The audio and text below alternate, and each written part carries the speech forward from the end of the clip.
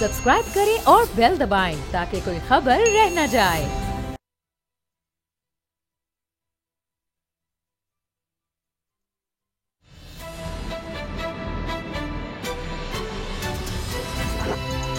अब पता चला में आज आप जान सकेंगे शिकागो के शहीदों को सलाम, करिया करिया मेहनत कशों की रैलियां, सरहद पार से हमला, पीटीएम ने रखा चुपका रोजा, कप्तान की जदोजहद के 23 साल, नया बल्दियाती निजाम, हुकूमत खुश ऑपोजिशन नाला, वजीर आला सिंध और आईजी फिर आमने सामने। अस्सलामुअलैकुम नाज़रीन, प्रोग्राम अब पता चला में आपको खुशामदीद कहेंगे। मैं हूं आपके साथ सहरेश जुहेब। असद खरल साहब, बाबर डोगर साहब हमें ज्वाइन कर चुके हैं, प्रोग्राम में हमारे साथ मौजूद हैं। मुख्तलिफ मौज़ूआत जिन पर आज बात की जाएगी। आज मजदूरों का आलमी दिन मनाया जा रहा है, उस पर हम बात करेंगे, ख़ास तौर पर बात होगी। आज पाकिस्तान तहरीक इंसाफ ने अपना 23वां यौम तासीस मनाया, उस हवाले से भी हम गुफ्तगू करेंगे। दूसरा, अफगानिस्तान से हमला किया गया है, सरहद पर बाड़ लगाने में मसरूफ जो जवान थे उन पर यह हमला किया गया। पाक फौज के 3 जवान शहीद हुए, 7 जख्मी हो गए। मौसर जवाबी कार्रवाई की गई, कई दहशतगर्द मारे भी गए। और इसके साथ साथ पंजाब में नए बल्दियाती निज़ाम के हवाले से भी हम बात करेंगे। लेकिन सबसे पहले जो हम बात करेंगे वो अफगानिस्तान से जो ये हमला किया गया है। बताया जा रहा है कि तकरीबन 60 से 70 दहशतगर्दों की जानिब से ये हमला किया गया है और पाक फौज के 3 जवान इसमें शहीद हुए हैं, 7 जख्मी हुए हैं। अफगान नाज़िमुल उमूर को बुलाकर अपना एहतजाज भी रिकॉर्ड करवा दिया गया है और कहा गया कि अफगान सिक्योरिटी फोर्सेस अपने इलाकों पर मौसर कंट्रोल कायम करें। पाकिस्तान के अंदर हमसाय ममालिक से दरअंदाजी का ये कोई पहला वाक़या नहीं है, इससे पहले भी इस तरह के वाक़यात पेश आते रहे हैं और हम अपना एहतजाज रिकॉर्ड करवाते रहे हैं। अफगानिस्तान से कब कब पाकिस्तान में दरअंदाजी की गई, कब कब अफगानिस्तान की सरजमीन को पाकिस्तान के खिलाफ इस्तेमाल किया गया। मैं चाहूँगी थोड़ी सी आप एक झलक देख लें कि माजी में कब कब इस तरह के हमले किए गए और पाकिस्तान को निशाना बनाया गया और सरजमीन इस्तेमाल हुई अफगानिस्तान की। रिपोर्ट मुलाज़ा कीजिए।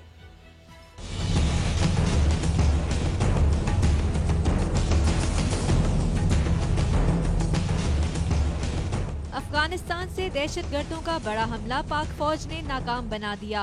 पाक फौज के 3 फौजी एहलकारों ने जान कुर्बान करके अर्ज़े वतन से मोहब्बत का हक अदा कर दिया। ये नाकाम हमला पाकिस्तान दुश्मनों का गठजोड़ भी बेनकाब कर गया।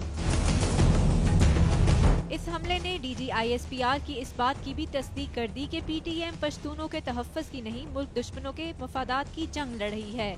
NDS ने इनको एहतजाज जारी रखने के लिए कितने पैसे दिए, कहाँ दिए और वो कहाँ है? इस्लामाबाद में धरने के लिए जो सबसे पहला इनका धरना था, उसके लिए राह ने इनको कितने पैसे दिए?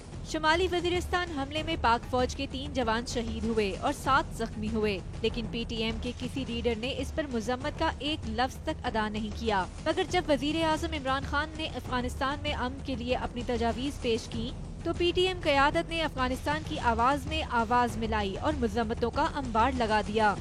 वज़ीर आज़म इमरान खान अफगानिस्तान के बारे में बात करें तो मुल्क दुश्मन अनासिर उसे अफगान मामलात में मुदाखलत करार देते हैं, लेकिन जब अफगान सदर अशरफ गनी PTM से इज़हार यकजहती करें तो कौमियत से मोहब्बत का लबादा पहनाते हैं।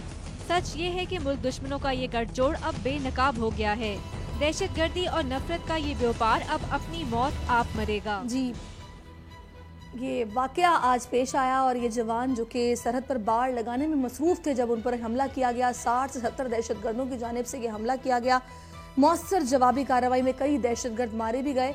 अब इस सारे वाक़े के बाद हम ये देख रहे हैं कि इसको कल की जो DGISPR की प्रेस ब्रीफिंग है उसके साथ जोड़ा जा रहा है, जो PTM के हवाले से उन्होंने इंकशाफात किए उसके साथ जोड़ा जा रहा है कि 48 घंटे बाद ये शायद रद्द-ए-अमल सामने आया है, जो कि सख्त मौक़िफ़ एक अपनाया गया पाक फौज की जानिब से। और जो सवालात किए गए PTM के हवाले से होशरुबा इंकशाफात थे जो कि सामने लाए गए, बेनकाब किए गए। सबसे पहले असद खरल साहब, मैं आपसे जानना चाहूँगी कि ये जो सारी सूरत हाल पेश आई है, क्योंकि मैं देख रही हूँ मुख्तलिफ चैनल्स पर तज्ज़िया कार इसको कल जो वो DGISPR ने प्रेस ब्रीफिंग दी उससे सारे मामले को जोड़ रहे हैं और यही बातें अब की जा रही हैं कि भाई PTM के खिलाफ अब तक कोई कार्रवाई क्यों नहीं हुई। तकरीबन 55 से 60 घंटे गुजर चुके हैं लेकिन कुछ नहीं हुआ। सारिश, जो आपने बात की है, एक तो कि PTM के खिलाफ कुछ नहीं हुआ, ये एक बड़ा संगीन सवाल है और बहुत बड़ा सवालिया निशान है मौजूदा हुकूमत के ऊपर कि इंटेलिजेंस इदारों ने और पाक फ़ौज ने मुल्क दुश्मन जो थे उनके ताने बाने, उनकी फंडिंग, उनकी फाइनेंसर्स, उनके जो हैंडलर, उनके जो मास्टर्स, जो गैर मुल्की ताकतें, उनकी इंटेलिजेंस इदारे और जो उसमें करैक्टर इन्वॉल्व थे, जो पैसे लेते रहे, जो उनके आलाकार बन के पाकिस्तान के अंदर उनका एजेंडा दहशतगर्दी और जो मामलात कर रहे थे, जिस तरीके से उनके आलाकार के तौर पर उनको एक्सपोज कर दिया। अब ये काम तो हमारे मुल्क के इंटेलिजेंस इदारों का था, पाक फ़ौज का था। उन्होंने अपनी जिम्मेदारी बेहसन तरीके से निभाई। पूरी कौम के सामने एक बात आ गई। मुझे ये बताएं कि अब किस चीज़ का इंतज़ार किया जा रहा है?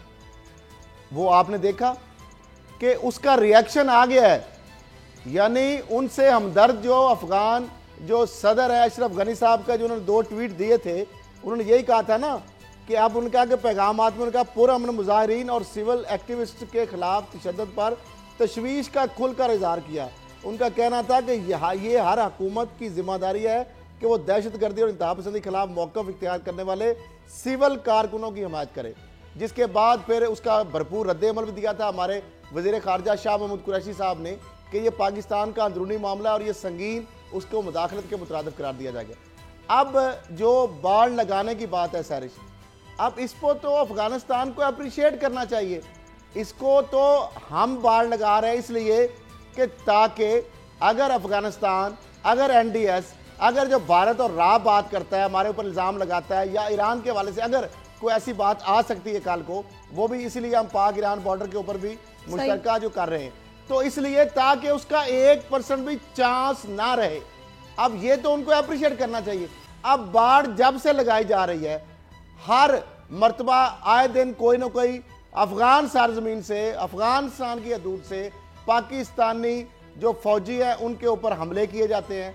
जिस तरह 60-70 फौजियों जो दहशतगर्दों ने हमला किया और 3 उसमें हमारे फौजी जवान जो है उन्होंने जाम शहादत नोश किया, जिसमें लांस नाइक अली हैं, लांस नाइक नज़ीर हैं और सिपाही इमदादुल्लाह है।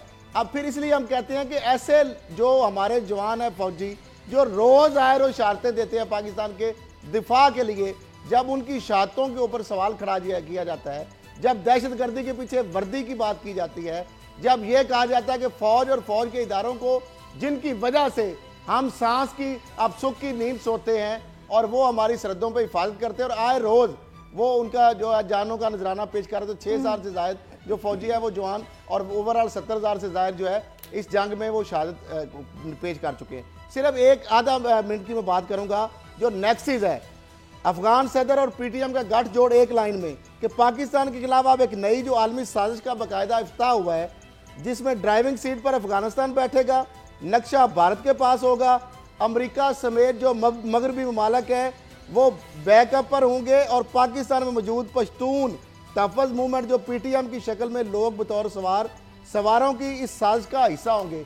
अब उनके साथ उनकी गाड़ी में क्या पीपल्स पार्टी बैठेगी, क्या फजलुर रहमान साहब बैठेंगे, और अगर वो बैठेंगे तो उनको मुहिब वतन पाकिस्तानी कहना चाहिए, उनको क्या कहना चाहिए, वो किसका एजेंडा कर रहे होंगे, वो पाकिस्तान की मोहब्बत है और वालाना जो है अकीदत उसको हम कहेंगे। मामला ये है सर कि ये अब बिल्ली जो थैले से बाहर आ गई है, अब वजारत दाखिला का काम है, अब हुकूमत का काम है, अब लॉ इन्फोर्समेंट एजेंसीज का काम है, ये फौज का काम नहीं है। बिल्कुल ठीक कह रहे हैं आप बाबर साहब। ये सारा वाकया पेश आने के बाद और DG ISPR की प्रेस ब्रीफिंग जो कि सामने आई, उसके बाद हम ये देख रहे हैं कि ये बातें की जा रही हैं कि जो जमातें PTM को सपोर्ट करती हैं उनको कहा जा रहा है कि भाई वो देखें ये जवान जिन्होंने शहादत नोश किया, इनके ख़ानदानों का क्या हाल हो रहा होगा, किस तरीके से वो PTM को सपोर्ट कर सकते हैं। दूसरा, PTM की खामोशी पर भी सवालात उठाए जा रहे हैं। दूसरा, इस मामले को डायरेक्टली बिल्कुल जोड़ा जा रहा है, लिंक्ड किया जा रहा है। जो सारे सवालात PTM के हवाले से उठाए गए, DG ISPR ने कहा कि काउंसिल खाने में इंडिया के मुलाकातें हुई, रवाबित हुए जलालाबाद में, जिस तरीके से NDA से पैसा लिया गया, रॉ से पैसा लिया गया, ये सारी चीज़ों को इसके साथ मिलाया जा रहा है और इसको रद्द अमल कहा जा रहा है उस DG ISPR की प्रेस ब्रीफिंग का। आपकी इस पर राय क्या है? इसमें जो आपने सारी बातें की हैं, इसमें कोई शक नहीं कि चीज़ें अब खुलकर सामने आ गई हैं। जिस तरह से अभी खरल साहब बता रहे थे कि अशरफ गनी जो हैं उनके जो ट्वीट थे जिसमें वो PTM को और एंटी पाकिस्तान एलिमेंट्स जो हैं उनको सिविल एक्टिविस्ट कहकर उनके खिलाफ जो एक्शन था उसको कंडेम कर रहे थे। और उसके बाद अफगानिस्तान गवर्नमेंट के जो इंटीरियर मिनिस्टर हैं अमरुल्लाह सालेह, ये NDS के फॉर्मर चीफ रह चुके हैं, इनके भी हमेशा ट्वीट पाकिस्तान के खिलाफ आते रहे हैं। तो PTM और अफगान गवर्नमेंट का जो कनेक्शन है, PTM और NDS का जो कनेक्शन है, और उसके बाद अफगानिस्तान के सदर अशरफ गनी जिस तरह से क्लैरिटी के साथ बिल्कुल क्लियर नजर आ रहा है कि वो इंडिया के हाथों में कठपुतली बने हुए हैं और पाकिस्तान के खिलाफ जो अफगानिस्तान की सरजमीन इस्तेमाल हो रही है उसका हिस्सा हैं। अशरफ गनी पाकिस्तान के खिलाफ जो दहशत गर्दी हो रही है और जो उसकी साजिशें होती हैं उसमें वो इंडिया के साथ मिले हुए हैं और अफगानिस्तान की ज़मीन एक साजिश के तहत पाकिस्तान के खिलाफ इस्तेमाल हो रही है। वो अफगानिस्तान जिसके लिए पाकिस्तान ने बेतहाशा कुर्बानियाँ दी, जिसके लिए पाकिस्तान ने अपनी इकोनॉमी तबाह कर ली, जिसका पाकिस्तान सबसे ज़्यादा जो अगर पाकिस्तान ने नुकसान उठाया है वो अफगानिस्तान की वजह से उठाया है। चाहे वो रशिया का अटैक हो, चाहे वो 35 लाख अफगान पनाहगज़ीन जो पाकिस्तान में आए वो इस सूरत में हो, चाहे 9/11 के बाद जो सूरत हाल पैदा हुई उसकी वजह से हो। अभी लेकिन हाल ही में जो ये अफगान हुकूमत और तालिबान जिनको साथ बिठाया गया, पाकिस्तान ने सालिसी का किरदार अदा किया, बाकायदा उनको अफगान तालिबान को आमादा किया कि भाई वो मुज़ाकरात की मेज़ पर आएँ और बैठकर बातचीत करें, क्योंकि जो अमन है खित्ते में वो बहुत ज़रूरी है और पाकिस्तान में अमन अफगानिस्तान के साथ जुड़ा है, जिस पर अमेरिका ने पाकिस्तान की कोशिशों को सराहा भी। मुझे ये समझ नहीं आ रही सारी सूरत हाल में कि एक तरफ जब हम लोग सालिसी का किरदार अदा करते हैं अमेरिका हमें सराहता है, जब इस तरह को वाक़या पेश आता है तो उसमें फिर ये बैनुल-अक़वामी जो ताकतें हैं वो क्यों खामोशी इख्तियार कर लेती हैं, तब वो क्यों नहीं को किरदार अदा करती हैं। कोई छोटी बात नहीं है, 60 से 70 दहशतगर्द थे जिन्होंने वहाँ से हमला किया है। इतनी बड़ी तादाद में दहशतगर्दों का हमला करना पाक फौज के जवानों में भी जो कि बाढ़ लगाने में मसरूफ़ हैं ताकि दोनों ममालिक के लिए कोई बेहतरी की सूरत हाल हो, ये दहशतगर्दी दरअंदाजी सिलसिला रुकना चाहिए। तो ये इसकी वजह क्या है जो अमेरिका फिर इस तरह के मामलात में खामोश हो जाता है? ये तो कोई ये तो बड़ी एक ओपन चीज़ है कि अमेरिकन जो है वो इंडिया की इस इलाके में चुदराहट चाहते हैं, वो पाकिस्तान में अमन कायम होने नहीं देना चाहते। पाकिस्तान की हमेशा हमारी ये फॉरेन पॉलिसी का हिस्सा है, हमारा ये यकीन है, ये मानना है कि जब तक अफगानिस्तान में अमन नहीं होगा पाकिस्तान के हालात अच्छे नहीं हो सकते। पाकिस्तान में खुशहाली जो है वो इससे जुड़ी हुई है कि अफगानिस्तान में अमन हो और पाकिस्तान इसके लिए सिंसियर एफर्ट्स भी कर रहा है। लेकिन अनफॉर्चुनेटली अमेरिका या अफगानिस्तान की गवर्नमेंट वो इस खित्ते में इंडिया की चुदराहट चाह रहे हैं। वो ये चाहते हैं कि इंडिया जो है उसको सुप्रीमेसी मिले, इंडिया जो है अफगानिस्तान में बैठकर इस सारे रीजन के मामला चलाए, जो कि किसी तौर पर पाकिस्तान को मंजूर नहीं। हम ये नहीं चाहते कि हमें दो तरफ से अपना बॉर्डर जो है उसको संभालना पड़े। पाकिस्तान ये चाहता है एक इंडिपेंडेंट अफगानिस्तान, एक खुशहाल अफगानिस्तान जो कि अपने मामलात खुद चलाए, ना कि उसके मामलात इंडियन गवर्नमेंट चलाए। लेकिन आप जानती हैं कि अजीत दोवल डॉक्ट्राइन क्या था। वो अजीत दोवल डॉक्ट्राइन यही था कि अफगानिस्तान की सरजमीन को इस्तेमाल किया जाए और पाकिस्तान में अनरेस्ट पैदा किया जाए, बदअमनी पैदा की जाए। और इस पॉलिसी की वजह से अफगानिस्तान जो ट्राइबल एरियाज़ में जो हालात हुए, जो उसके बाद पेशावर में हालात हुए, जो बलूचिस्तान में हालात हुए, ये सारी अफगानिस्तान की जो कठपुतली गवर्नमेंट है उसके और इंडिया की गठजोड़ जो था, जो साजिश थी, उसका हिस्सा था ये। हालांकि पाकिस्तान ने हमेशा ये चाहा। अच्छा, अब मुझे ये बताएं असद साहब, सही, अब मुझे ये बताएं सारी सूरत हाल के बाद जो DGISPR की प्रेस ब्रीफिंग थी, जिस तरह के होशरुबा इंकशाफात उन्होंने किए, जाहिर सी बात है सबूतों के बगैर तो वो ये बात नहीं कर सकते, उनके पास ठोस शवाहिद हैं, तभी उन्होंने ये सारे होशरुबा इंकशाफात किए और सवालात PTM के हवाले से अवाम के सामने रखे। अब एक तरफ वो इंकशाफात हैं, उनके शवाहिद भी मौजूद हैं, दूसरी तरफ ये हमले का इस तरीके से होना, 48 घंटों में इस तरीके का हमला हो जाना, आपको क्या लगता है सफारती महाज पर हमें अब अपने केस को किस तरीके से उठाना चाहिए? अफगानिस्तान से बात करनी चाहिए कि भाई आप लोगों की सरजमीन गाहे बगाहे इस्तेमाल हो रही है और इस तरीके से इस्तेमाल हो रही है, आप क्या कर रहे हैं, अफगान हुकूमत क्या कर रही है? देखिए डोगर साहब भी बड़ी अच्छी तरह रोशनी डाल चुके हैं कि अफगान हुकूमत एक कठपुतली का किरदार अदा कर रही है, और जो उन्होंने अजीत डोवल डॉक्ट्रिन की बात की, वो अफगानिस्तान की सरजमीन इस्तेमाल नहीं कर रही थी पाकिस्तान के खिलाफ, वो तो ईरान की सरजमीन भी इस्तेमाल करना शुरू कर दी थी।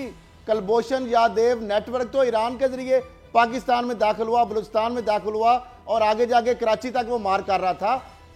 वो तो अफगानिस्तान की छोड़ के ईरान तक पहुंच गया था उनका नेटवर्क। फिर पाकिस्तान के अंदर एपीएस का अटैक हो तो अफगानिस्तान की सरजमीन इस्तेमाल हुई, भारत के उसके ताने बाने मिले। पीटीएम के हवाले से बात हो, उनको फाइनेंसिंग की, फंडिंग की, उसके अंदर राह आ जाता है, उसके अंदर इंडियन जो हाई कमीशन आ जाते हैं, उसके अंदर दुबई से हवाला उंडी वो कौन करवा रहा है, वो भारत करवा रहा है, इनको जो फंडिंग हो रही है। फिर ये एनडीएस, राह, इंडिया, अफगानिस्तान। देखिए पाकिस्तान तो कभी नहीं चाहेगा कि अफगानिस्तान के अंदर गड़बड़ हो, पाकिस्तान तो चाहेगा पुरअमन अफगानिस्तान जो है वो पुरअमन पाकिस्तान और पाकिस्तान की खुशहाली की जमानत है। और इसी तरीके से यहाँ तक हम तो उससे एक कदम आगे बढ़ के हम तो ईरान को भी कहते हैं कि ईरान और पाकिस्तान के अंदर भी फेंसिंग मुश्तरका होनी चाहिए।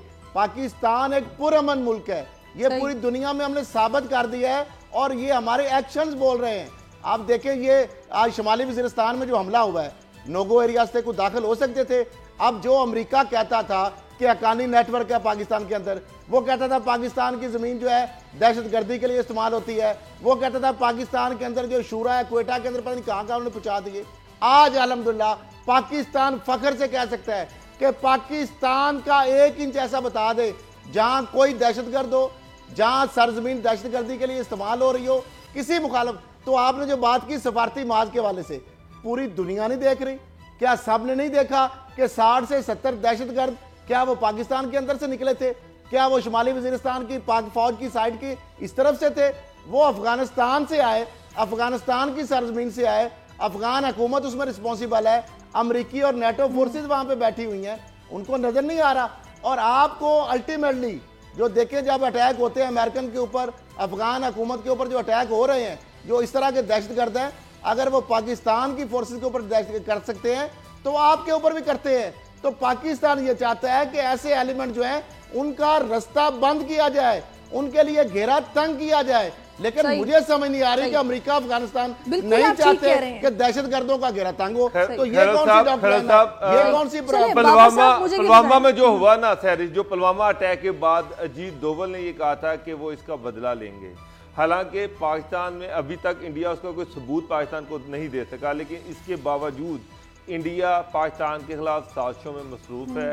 ये जो अटैक है ये अजीत डोवल डॉक्ट्रिन है, ये वही तरीक़ाकार है। अफगानिस्तान की ज़मीन इस्तेमाल हो रही है, अफगानिस्तान की गवर्नमेंट इस्तेमाल हो रही है कि ये क्या ये पॉसिबल है कि 70-80 बंदे पाकिस्तान की फोर्सेस पर अटैक कर दें और अफगान गवर्नमेंट को पता ही ना हो? ये पॉसिबल नहीं है। उधर से इसका मतलब ये है, ये बात आपकी बिल्कुल ठीक है, गवर्नमेंट इसका हिस्सा है। आप देखें कि उनका इंटीरियर मिनिस्टर जो है वो पाकिस्तान के खिलाफ है, वो एनडीएस का हिस्सा चीफ रहा हुआ है। ये बताएं ना, सबसे पहले तो हमें अपने घर की इस्लाह करने की जरूरत है ना। अब पीटीएम के करता धरता अगर जाके अफगानिस्तान जाते हैं और इंडियन काउंसिल खाने में जाके मुबैना तौर पर मुलाकातें वहाँ पर करते हैं और वहाँ से पैसे वगैरह लेते हैं, फंडिंग उनकी होती है या उनके रवाबित हैं, सबसे पहले तो मुझे ये जवाब दें कि अब इसमें पार्लियामेंट या कैबिनेट क्या किरदार अदा कर सकती है? वो जमातें जो कि जाती हैं और जाकर इन करता धरताओं के साथ प्रेस कॉन्फ्रेंसेस भी करती हैं, फिर इनको सपोर्ट भी करती हैं, उनका जो स्टांस है क्या वो आपके ख्याल में बदलेगा इन इंकिशाफात के बाद, इन सवालात के बाद, या फिर क्या होगा? क्या वो उसी डगर पर चलेंगी, वैसे सपोर्ट करती रहेंगी? आपको क्या समझ आ रही है? पहले अपने घर की बात तो करें ना कि उन जमातों की जो इस सारी मामले में एक पोजीशन है वो भी तो बदलनी चाहिए।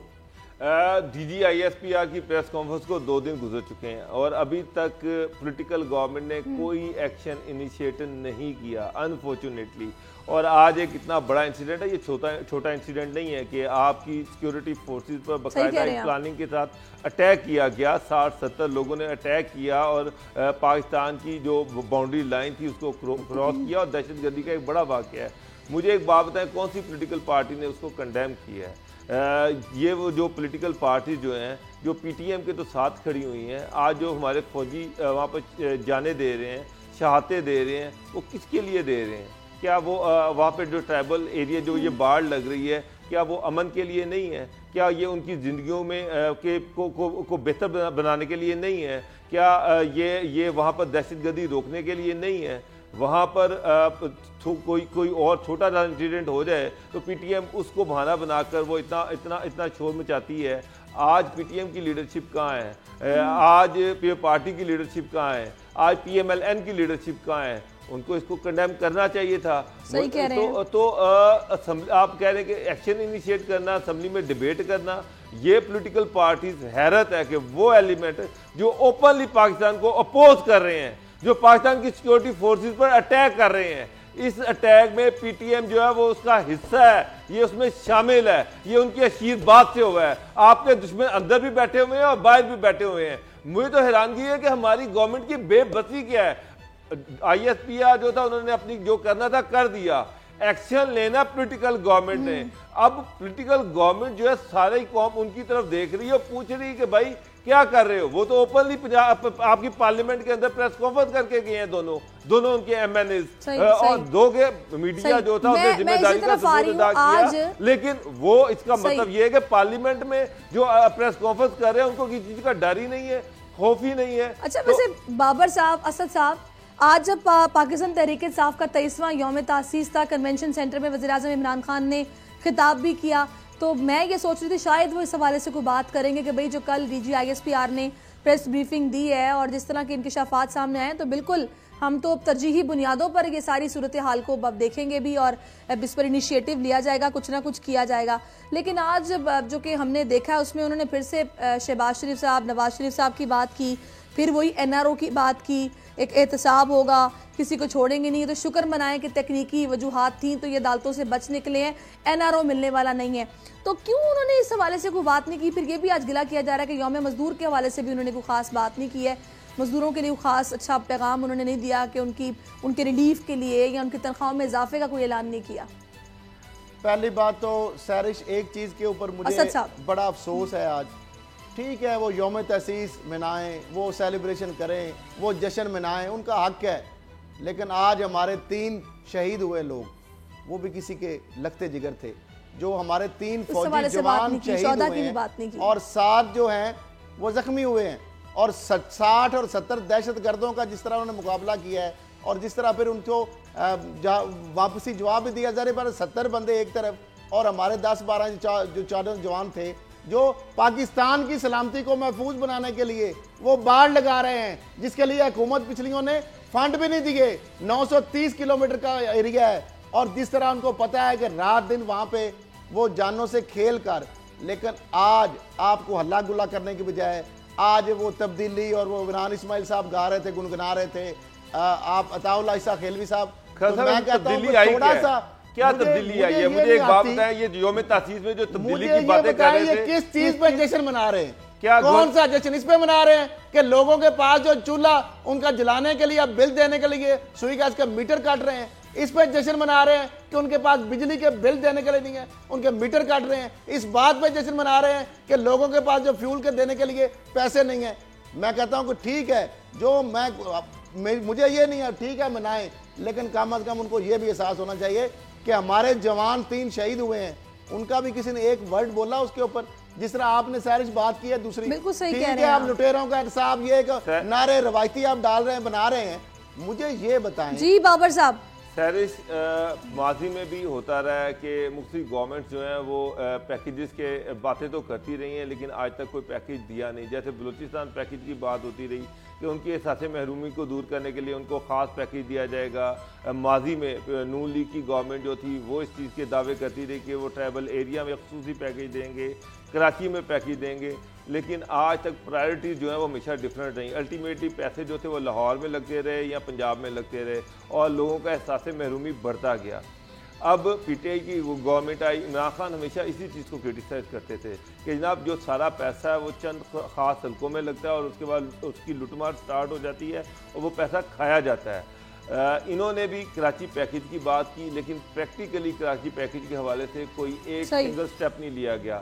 इमरान खान 3 दफ़ा ट्राइबल एरिया में गए, वहाँ पर उन्होंने तकारीर भी की, जलसे भी किए, अच्छी बात है, लेकिन उनकी महरूमियाँ पैकेज से दूर होंगी, डेवलपमेंट से दूर होंगी, नौकरियों से दूर होंगी, गुर्बत खत्म करने से दूर होंगी, उनके घर बनाने से दूर होंगी, ऐलानात से नहीं होंगी। यहीं से कंटिन्यू करेंगे, यहीं से कंटिन्यू करेंगे। एक छोटा सा ब्रेक ले लेते हैं, ब्रेक के बाद वापस आते हैं। फिर बाबर साहब आप अपनी बात मुकम्मल कीजिएगा। नाज़रीन आप हमारे साथ रहिए।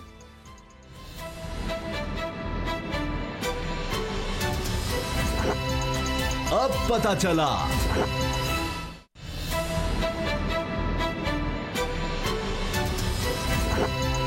अब पता चला।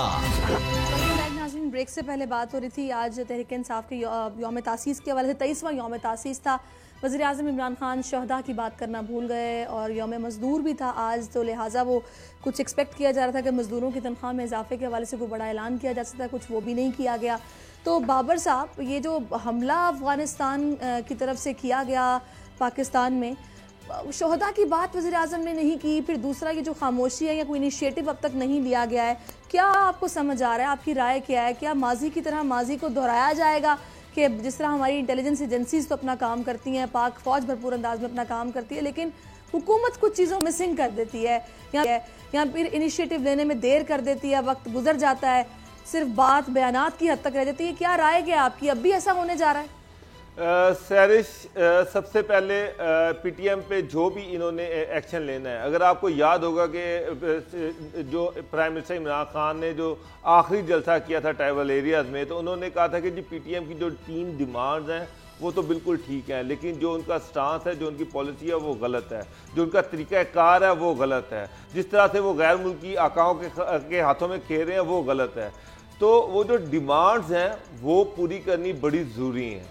अब मुझे नहीं पता कि गवर्नमेंट अब क्या सोच रही है, वो जो पैकेज लेके आना है डेवलपमेंट का वो क्यों डिले हो रहा है, क्योंकि अगर आप पीटीएम पे हाथ डालना चाहते हैं तो उससे पहले वहाँ के लोगों को डेवलपमेंट देनी पड़ेगी, ये हुकूमत की जिम्मेदारी है। वो लोग जो वहाँ पर ऑपरेशन के दौरान जो अफेक्ट हुए हैं, पीटीएम उनके सर पे खेल रही है। आप जब तक उनकी महरूमियों को दूर नहीं करेंगे, जब तक उनको डेवलपमेंट नहीं देंगे, उनके कारोबारों को बहाल नहीं करेंगे, वहाँ पर स्कूल और अस्पतालों को बहाल नहीं करेंगे, पीटीएम इस तरह से खेलती रहेगी, कई और मंजूर पेशीन बनते रहेंगे जो अल्टीमेटली एनडीएस और रा के हाथों में खेलेंगे। तो सबसे जो बड़ा इशू है पीएमएलएन की क्रिमिनल नेग्लिजेंसी, सबसे बड़ी कसूरवार पीएमएलएन की गवर्नमेंट है जिन्होंने 5 साल जो पैकेज था वो वहां पर नहीं दिया। अब 8 माह हो गए हैं पीटीआई की गवर्नमेंट को। अब इनको चाहिए कि वहां के लोगों का एहसास महरूमी दूर करे, और ताकि ये जो लोग इस तरह के लोगों की महरूमियों के साथ खेलने की कोशिश करते हैं, इनका कारोबार खुद ही बंद हो जाएगा। और जहां तक एक्शन की बात है, एक्शन अब लेना चाहिए। अब तो ये क्लियर हो गया है कि किस तरह से वो एनडीएस और रा के हाथों में खेल रहे हैं। तो अगर इस तरह से लोग ओपनली खेलने लगेंगे तो फिर रियासत कहाँ पर खड़ी है, रियासत का जो वजूद है वो जो है वो उसका एहसास कैसे सामने आएगा। तो ऐसे लोगों को कड़ी तरीके से निपटना चाहिए और लोगों की जो महरूमी है वो भी रियासत को दूर करनी चाहिए। दोनों एंड्स पे खेलना चाहिए। अगर आप बिल्कुल आप ठीक कह रहे हैं। अच्छा, अभी जैसा कि यौम तासीस की बात हुई है तो बाबर साहब, मैंने यौम मजदूर के हवाले से भी बात की है, तो मैं थोड़ा सा इसी बात को आगे लेकर चलना चाह रही हूँ कि आज आपको पता है हर साल की तरह हमने आज खबरों में भी वही सुना कि भाई सभी छुट्टी पर थे लेकिन मजदूर आज भी मुशक्कत कर रहा था। जाहिर सी बात है, उनको वेजेस ही इतने मिलते हैं कि वो अगर घर बैठ जाएंगे तो उनके चूल्हे ठंडे पड़ जाएंगे, उनका घर नहीं चल सकता। उनको छुट्टी वाले दिन भी, उनके आलमी दिन पर भी काम के लिए निकलना पड़ता ही है। अब आज जो सूरत हाल थी, यौम तासीस था, वज़ीर आज़म ने खिताब भी किया तकरीब से, लेकिन एहसास प्रोग्राम शुरू करने का सिर्फ एक ऐलान कर दिया गया। इससे पहले आपको याद होगा गुर्बत मिटाओ प्रोग्राम का एक ऐलान किया गया था, वो भी शुरू किया गया है। आपके ख्याल में ये यहाँ तक इस हद तक ये ठीक है? मतलब है कि बस ये प्रोग्राम का आगाज़ हो जाएगा, फिर आहिस्ता आहिस्ता जिस तरह भी चलेंगे, जिसको उससे रिलीफ मिलेगा बस मिल जाएगा। वो चेक एंड बैलेंस ना पहले रखा गया है ना अब, कुछ समझ नहीं आ रही। आपके ख्याल में असद खरल साहब, तनख्वाहें बढ़ाने का ऐलान किया जाना चाहिए था, क्योंकि 1000 तो पूरी फैमिली को चलाने के लिए वो भी बहुत कम है। कम से कम 30,000 भी एक बंदा अगर महीने का कमाता हो तो अपनी फैमिली को कुछ अच्छा बस खिला सकता है थोड़ा बहुत। वो दवा अलग है, बिल्स अलग है, अगर किराए के मकान में रहता है वो एक अलग चीज़ है। क्या ख्याल है आपका? सहरिश ज़बानी जमा खर्च तो बहुत है, दावे बड़े बड़े हैं। आज भी वज़ीर आज़म साहब ने एक दो लफ्ज़ तो बोले हैं ज़रूर कि मज़दूरों के हकूक़ के तहफ़्फ़ुज़ जो है हुकूमत की अवलन तरजीह है। आपने कहा 30,000, आपको पता है वेज जो है मज़दूर का कम से कम तनख्वाह जो है वो 15,000 मुकर्रर है। फिर उसके बाद आप मुझे ये बताएं कि जो आपने बात की कि गुर्बत मुकाव प्रोग्राम ऐलान किया गया है, गुर्बत गरीब मुटाव प्रोग्राम तो चल रहा है अमली तौर पर, उस पर तो अमल दरामद हो रहा है बड़ी तेज़ी से। जो सूरत हाल जो इकदाम हैं उसकी से ज़रिए गरीब मर रहे हैं, गरीब जो है वो तो मुक रहे हैं। जो सूरत हाल उनके पास है, गुर्बत में कमी आ रही है नहीं आ रही वो हमें पता नहीं अब कब आएगा, उसके ऊपर अमली इकदाम हमें नज़र नहीं आए। जो आप सहरिश हम बात कर रहे हैं PTM के हवाले से, मुझे ये बताएं इतने संगीन इल्ज़ाम लगे।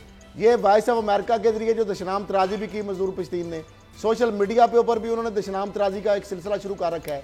मुझे ये बताएं अफगान हुकूमत ने NDS की जानब से, इंडिया की जानब से, रा की जानब से या बाकी जितने भी इल्ज़ाम है, कोई डिनाइल आया PTM से? कोई डिनाइल आया? क्योंकि पाक फौज के तर्जमान ने वो बात कही थी जो उनके पास सबूत थे, और ये इनको भी पता है कि हमारे, उन्होंने नाम ले लेके बताए, उन्होंने एक एक कैरेक्टर का नाम लेके बताया, और उनका जो आपका कजन गया तो उसके साथ कौन था, पैसे किसने वसूल किए, पैसे आते कैसे हैं, मुलाकातें कहाँ को हुई, किस किस इवेंट को कहाँ से स्पॉन्सर किया गया। तो अब उसके बाद क्या उनके खिलाफ फौज ने यह भी कहा कि कानूनी रास्ता इख्तियार करेंगे। कानूनी रास्ता क्या है? मिलिट्री कोर्ट्स की आपने एक्सटेंशन नहीं दी। कानूनी रास्ता तो एक ही है कि दहशत गर्दी के उनके ऊपर मुकदमात बनाया जाए, उनको पकड़ा जाए, उनके खिलाफ ट्रायल किया जाए। अगर आप उनको छूट देंगे तो फिर वो क्या करेंगे? फिर इस तरीके से मामलात होंगे। आपने देखा जिस तरीके से हमारे SP जो शहीद किया गया था उनके बारे में मजदूर पश्तीन एंड कंपनी ने कहा था कि पाकिस्तान के इदारों को उसकी लाश नहीं देनी आपने। तो इससे ज्यादा अफगान गनी के जो ट्वीट है, अशरफ गनी के, वो भी आपके सामने है। तो इसके बाद किस चीज का इंतजार किया जा रहा है? किस चीज का इंतजार किया जा रहा है? मुझे ये बताएं कि जब इस हद तक चीजें सामने आ गई हैं तो अब उनको कैफरे किरदार तक नहीं पहुंचाना चाहिए, और उनके साथ जो अगर देता है कोई बंदा बिल्कुल पहुंचाना चाहिए। और हम इस इंतजार में हैं, हम ही क्या पूरी अवाम की तवज्जो यहाँ इस वक्त मरकज़ निगाह की हुकूमत है कि भाई कब ये इनिशिएटिव लेती है और कब कुछ ना कुछ किया जाए, क्योंकि ये अब करना नागुज़ीर है। ये एक्शन जो है ये फौरी तौर पर लेना पड़ेगा। बिलावल भुट्टो जरदारी साहब की आज भी सुन लें, बड़े इंकिशाफात किए आज भी बिलावल भुट्टो जरदारी साहब कह रहे थे कि नैब गर्दी हो रही है। अब वो दहशत गर्दी की दूसरी टर्म उन्होंने पकड़ लिया है। उन्होंने ये कहा कि नैब के अंदर हलाकतें हो रही हैं, नैब तशद्दुद कर रहा है। बिलावल भुट्टो जरदारी साहब, मेरा आपको चैलेंज है, जब से नैब बना है आज तक मुझे एक ऐसा बंदा बता दें मुलजम जो नैब की हिरासत में हलाक हुआ है या नैब ने किसी के ऊपर तशद्दुद किया है। आपके पास तो इतनी इतनी वकला की बड़ी टीमें हैं, वो जो चेयरमैन सेनेट साहब फरूक नाइक, फिर आपके पास जनाब वो जो अटार्नी जनरल साहब, वो जो खोसा साहब है, बड़े बड़े आपके पास वकला की टीमें हैं। मुझे ये बताएं कि आपके अनवर मजीद साहब को नैब तशद्दुद कर रहा है क्या? जो 5 गवाह हैं उनको तशद्दुद कर रहा है? सर ये तो केसेस है ना, केसेस है, क्रिटिसाइज करने की कोशिश की जा रही है। तो आप मेडिकल कुछ नजर नहीं आ रहा, हर तरीके से हाथ पांव मार रहे हैं, इस तरह के बयानात दे रहे हैं। कल उन्होंने DG ISPR की प्रेस ब्रीफिंग पर कह दिया कि वो DG ISPR से वज़ीर आज़म सियासी बयानात दिलवा रहे हैं। सर इनकी तो बात छोड़े ना, ये तो कुछ नहीं देख रहे हैं, ना आओ देख रहे हैं ना ताओ देख रहे हैं, जो इनका दिल चाह रहा है उस तरह के सियासी बयानात ये दे रहे हैं। होना नहीं है, वो आज ही वज़ीर आज़म ने कह दिया। ठीक है, अच्छा अब अभी हमने 2-3 मौज़ूआत पर बात किया। हमने यौम तासीस पर भी बात की तहरीक इंसाफ के, हमने अफगानिस्तान से जो पाकिस्तानी जो जवान उन पर जो हमला किया गया उस पर भी बात की, यौम मजदूर के हवाले से भी बात की। मैं इसको वाइंड अप करते हुए सिर्फ इतना कहूँगी कि एक आइन का आर्टिकल ऐसा भी है जो कि फंडामेंटल राइट्स की बात करता है, आवाम के शहरियों के हकूक़ की बात करता है। जहाँ पर बुनियादी हकूक़ ही आवाम पूरे ना कर रही हो, किसी और हक की बात तो बहुत दूर की बात है कि वो पूरा किया जाएगा। तो हुकूमत को कुछ होश के नाखून लेने चाहिए। ये रिलीफ पैकेजेस जो कि बाद में ये पता लगता है कि अपनों को नवाज दिया गया और बस कुछ पता ही नहीं चला कि वो पैसा गया कहाँ पे, जो इस मकसद के लिए मुख्तस किया गया था या इस प्रोग्राम को शुरू करने के लिए मुख्तस किया गया। तो खुदारा अब ऐसा ना किया जाए, क्योंकि हमारी एक्सपेक्टेशन है हुकूमत से। एक जो मजदूर गरीब तबका है उसकी एक्सपेक्टेशन, उसने इसीलिए वोट दिया कि कुछ हमारी फलाह के लिए भी होगा। तो उम्मीद है कि कुछ बेहतरी आएगी आगे आने वाले वक्त में। आज तो वज़ीर आज़म ने खास ऐलान नहीं किया, सिर्फ ये कहा गया कि भाई अब एहसास प्रोग्राम का आगाज़ कर रहे हैं, फलाह पर तवज्जो दी जाएगी मजदूरों की। तो देखते हैं फलाह पर कैसी तवज्जो दी जाती है, कितनी तवज्जो दी जाती है। अब थोड़ी सी बात पंजाब की करते हैं। बाबर डोगर साहब, पंजाब में जो नया बल्दियाती निज़ाम है वो अब नाफिजुल अमल होगा। बिल अपोजिशन के शोर शराबे में मंजूर करवा लिया गया और कहा जा रहा है कि अब जो ये निज़ाम आ रहा है ये पिछले निज़ाम से बेहतर है। अब ये आप एलेबोरेट करें कि निज़ाम किस तरह बेहतर है और ये वाकई बेहतरी की तरफ ही लेकर जाएगा चीज़ों को। देखिए सरिश, PMLN की गवर्नमेंट में जो लोकल गवर्नमेंट सिस्टम लाया गया था उसमें उसके पास कोई अख्तियारात ही नहीं थे। शहबाज शीख साहब इस चीज़ पर यकीन रखते नहीं, वो इख्तियारात सिर्फ अपने हाथ में रखते हैं। वो लाहौर के नाजिम भी थे, वो लाहौर के मेयर भी थे, वो पंजाब के CM भी थे और सब कुछ वही थे। आप देख लें कि पिछले 5 साल में जो पंजाब में लोकल गवर्नमेंट थी क्या इम्पैक्ट क्रिएट कर सकी, क्या लाहौर के जो मेयर है वो क्या कंट्रीब्यूट कर सका, उसने क्या किया है, उसके पल्ले ही कुछ नहीं था। तो उसके लिए लोकल गवर्नमेंट्स को अगर आपने लाना है तो फिर एक स्ट्रॉन्ग सिस्टम लेके आना चाहिए था। लेकिन ये जो सिस्टम लाया गया ये भी वो सिस्टम नहीं है जो इमरान खान का विजन था। जिस तरह से इमरान साहब चाह रहे थे कि स्ट्रॉन्ग किस्म के मेयर हों जो डायरेक्ट इलेक्शन के जरिए आएँ। अभी तो मुझे ये भी पता चला है कि लोकल गवर्नमेंट सिस्टम पे इलेक्शन कमीशन ऑफ पाकिस्तान को भी शदीद रिजर्वेशन है, क्योंकि उनका ये कहना है कि जी ये लोकल गवर्नमेंट सिस्टम जो है ये हमसे कंसल्टेशन के बगैर ही ले आए हैं। आगे अगर ये इलेक्शन अनाउंस करते हैं तो ultimately election commission of Pakistan ने इलेक्शन करवाने हैं, तो फिर एक नया मसला चल पड़ेगा। लिहाजा वो उस पर वो अपनी शायद ये पंजाब गवर्नमेंट से वो अपनी रिजर्वेशन जो है वो टेकअप कर रहे हैं और चाह रहे हैं कि इसमें कुछ मज़ीद अमेंडमेंट्स की जाए ताकि वो ये सिस्टम इस काबिल बनाया जा सके जिसके तहत उनको भी आसानी हो कि वो ये इलेक्शन करवा सकें। तो लोकल गवर्नमेंट ये जो सिस्टम है 5 ईयर्स पर ये मुश्किल सिस्टम आया है, तो देखिए कैसे परफॉर्म करता है। लेकिन जो सिस्टम हम एक्सपेक्ट कर रहे थे, जो बातें की जा रही थी कि एक स्ट्रॉन्ग इंडिपेंडेंट मेयर्स होंगे जिनके पास बेताशा तरक्याती वसाइल होंगे, तो लग रहा है कि ये वो वाला सिस्टम तो नहीं है। इसको खासी इख्तियारात कम किए गए हैं, लेकिन जो इससे पहले सिस्टम था बल उससे बेहतर ये सिस्टम है। चले, बड़ी अच्छी बात है अगर ये सिस्टम उस तरह बतदरीज आहिस्ता आहिस्ता ग्रेजुअली इंसान बेहतरी की तरफ जाता है। दूसरा जनाब एक और बहुत अहम मामला था जो कि वज़ीर आला सिंध और IG जो कि सिंध के हैं फिर से आमने सामने आ गए। इख्तियारात की जंग शिद्दत इख्तियार कर गई है। सिंध में आपको पता है क्या सूरत हाल है, जिस तरीके से भी हालिया वाक़यात गुजरे कि पुलिस एहलकारों को असलहे का इस्तेमाल नहीं आता, बगैर देखे फायरिंग कर दी जाती है, नहित्ते शहरी निशाना बन जाते हैं। ऐसे कई वाक़यात। निमरा जो कि मेडिकल की स्टूडेंट थी, आपको याद होगा, वो अंडा मोड़ पर जहाँ बहक हो गई। फिर अभी हाल ही में 1.5 साल इतना प्यारा बच्चा एहसन, वो मौत के मुंह में चला गया, अंधी गोली उसको लग गई, ना जाने कहाँ से वो गोली आई। बता खौल मैच हो गए थे पुलिस एहलकारों के असलहे के साथ। तो ये जब तक ये इख्तियारात की जो जंग है ना, जब तक ये रहेगी ये मामलात कभी ठीक नहीं होने वाले। इस्लाहात मिल बैठकर होती हैं, रिफॉर्म्स मिल बैठकर किए जाते हैं और बेहतरी के लिए तभी होते हैं जब आप सब एक पेज पर हो। जब आप इख्तियारात की जंग और ये कुर्सी के चक्कर और इन मामलात में उलझे रहेंगे तब तक बेहतरी बिल्कुल नहीं आ सकती है। इसके साथ ही नाज़रीन आपसे इजाज़त चाहेंगे, इंशाल्लाह कल फिर से मुलाकात होगी। हमें इजाज़त दीजिए, अल्लाह हाफ़िज़।